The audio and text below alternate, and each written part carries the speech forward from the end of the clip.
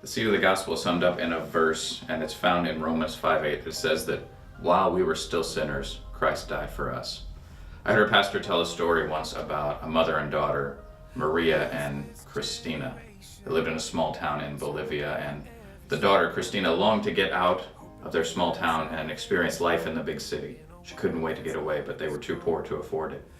So one day, Maria, the mother, woke up and found that her daughter had run away. She was heartbroken, as any mother would be. She waited and waited and waited for her daughter to come back, but when she didn't, she went to find her. She took all the money she had and she went and bought a bus ticket into the city.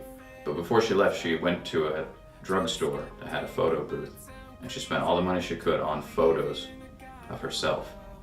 And as she was on the bus on the way to the city, she wrote on the back of those photos, and she went in the city and went to all the places where she thought she might find her daughter, and she would stick a picture of herself to a mirror, to a bulletin board, to the wall of a phone booth, hoping that someday, sometime, her daughter would come across that photo.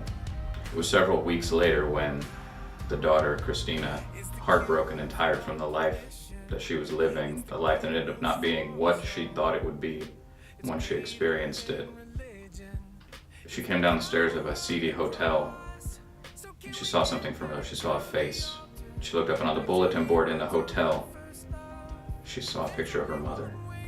Dumbfounded, she walked over to the bulletin board and she grabbed the picture, and when she turned it over, she found a note from her mom that said, "My daughter, I don't know where you are, I don't know what you've been doing, but I want you to know you can always come home.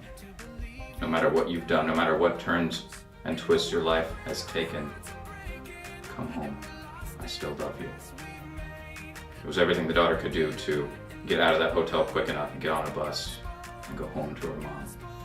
And that is the gospel. That's the gospel message, that God sent his one and only Son to die for us. While we were still sinners, Christ died for us. That while we were so far away we didn't even know we needed a Savior, Jesus died for us. And as we understand that message, as we accept Christ and we put our life in his hands, it becomes our responsibility to share that message with those around us that don't know that they're lost. They don't know that they need a Savior. They know that their life is broken. They know that something is missing. But they don't know what the answer is. We have that answer, and his name is Jesus. And that's our job as believers, to share the gospel until all know.